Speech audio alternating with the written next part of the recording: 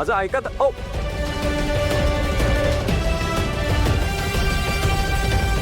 ही इथे कशी काय तणमंडी? उशी अरे ती रेवतीची वहिनी आहे. व्हॉट? तो अविनाश दादा आला होता ना इकडे, त्याची बायको आहे ती. आता काय करणार आहेस तू? तुझा प्लॅन फसला. माझा ऐकशील तर त्या रेवतीला विसर आणि इथून कुठेतरी गायब हो. अरे जा. या वहिनीला घाबरून मी माझ्या हाती लागलेलं शिकार सोडून देऊ काय?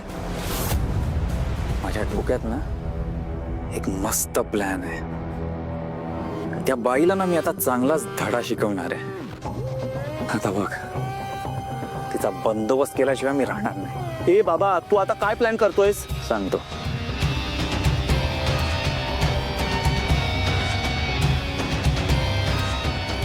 नाही रे, बघ ऐक, हे असं करणं बरोबर नाहीये. Everything is fair in love and war. आणि इथे तर त्या अनुप्रियाने स्वतःच मला युद्धाचं आमंत्रण दिलंय. कुणाल, आता मी या अनुप्रियाला हरवल्याशिवाय राहणारच नाही. नाही यार कौस्तुभ, हे प्रकरण कोणत्या तरी वेगळ्याच लेवलवर चाललंय. अरे जाऊ दे यार, आय डोंट केअर. थांब. महेश, महेश, जर आलो. लवकर आहे. हा सर बोला ना. महेश, बघ, तुला माझं एक काम करायचंय. बोला ना सर. ती बाई आणि ती मुलगी इथून गेलेत, त्यांना माझा एक निरोप द्यायचा आहे. ठीक आहे सर.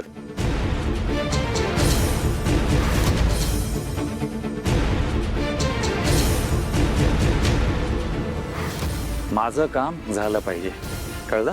ठीक आहे सर. जा आता.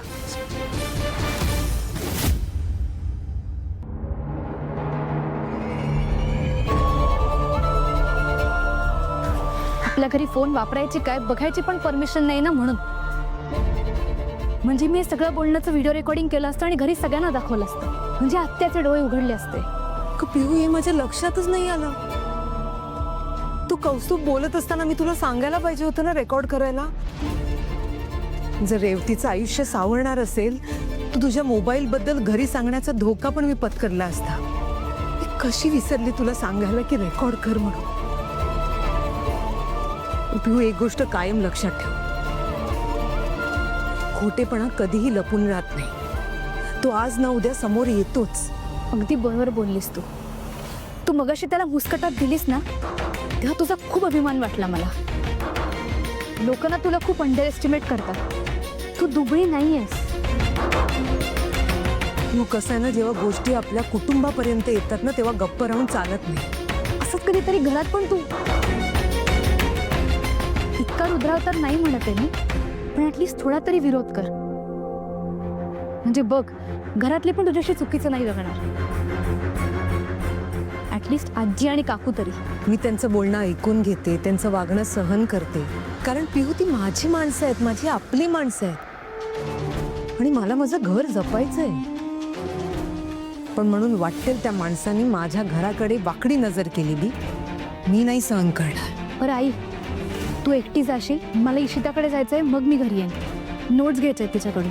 हो, मी जाईन, पण तू सांभाळून जा आणि लवकर घरी ये बाळा. मॅडम, हो मॅडम, काय? तुम्हाला ना कौस्तुभ साहेबांनी बोलवलंय. त्यांना तुमच्याशी थोडंसं अर्जंटली बोलायचं आहे. मला तुमच्या साहेबांशी काही बोलायचं नाही. मॅडम प्लीज प्लीज, त्यांना बोलायचं आहे तुमच्याशी अर्जंटली. प्लीज चला ना माझ्यावर. तुम्हाला सांगितलं ना एकदा मला त्यांच्याशी काही बोलायचं नाहीये म्हणून.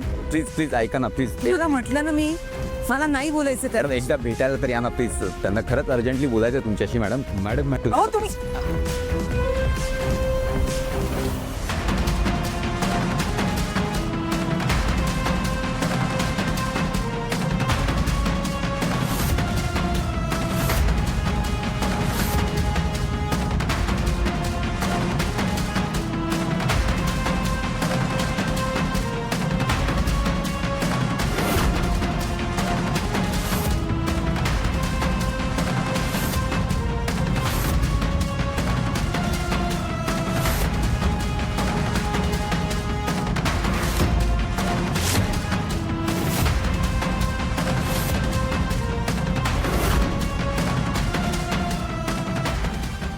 तुम्ही अजूनही इकडेच उभे आहात. मी तुम्हाला सांगितलं ना मला नाही भेटायचंय त्यांना.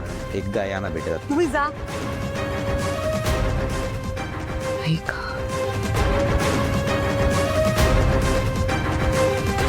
कौस्तुभ, यार काय डोकं लावलंस तू? म्हणजे इतकं सगळं होऊनही तू न घाबरता पुढचा प्लॅन केलासही. मला तरी नसतं जमलं यार. अनुभव बाबा इतक्या पोरींचा. कधी काय होईल काहीच सांगता नाही येत. त्यामुळे आपल्याला नेहमी तयारीत राहावं लागतं.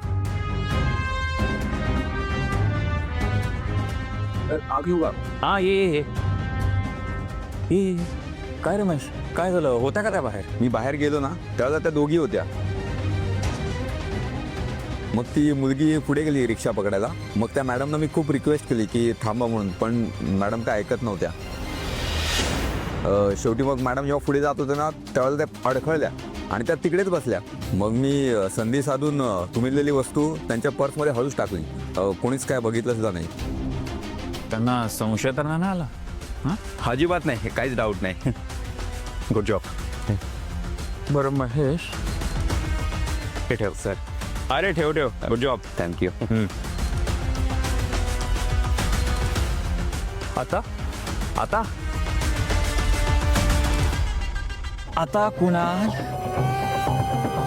मोठा भूकंप होणार. अन्वयने मला मारलेली कानफाडात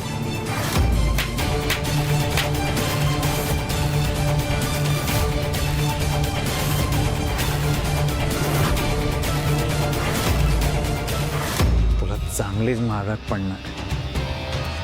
बघशीलच तू.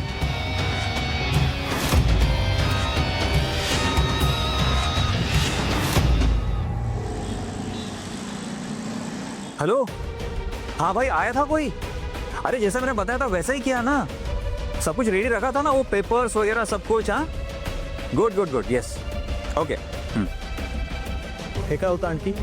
जेव्हा आपल्याला मॅच पक्की जिंकायची असते ना तेव्हा समोरच्याला आउट करण्यासाठी फिल्डिंग दोन्ही बाजूने लावावी लागते. आणि ही फिल्डिंग दुसऱ्या प्लेअरसाठी होती. मला समजलं नाही. अरे रेवतीचा दुसरा भाऊ तो गेला होता माझ्या सो कॉल्ड फ्लॅटवर माझी चौकशी करायला. पण तिथे मी फिल्डिंग लावून ठेवली होती. सो ते सगळं सुरळीत पार पडलं. इथे ती अन्वयनी तडमडली नसती तर सगळं काही स्मूथच सुरू होतं. असो, आता ती येऊन गेलीच आहे तर ह्या नाटकाचा शेवट सुद्धा व्हायलाच हवा. चल. कुठे? अरे चल तर.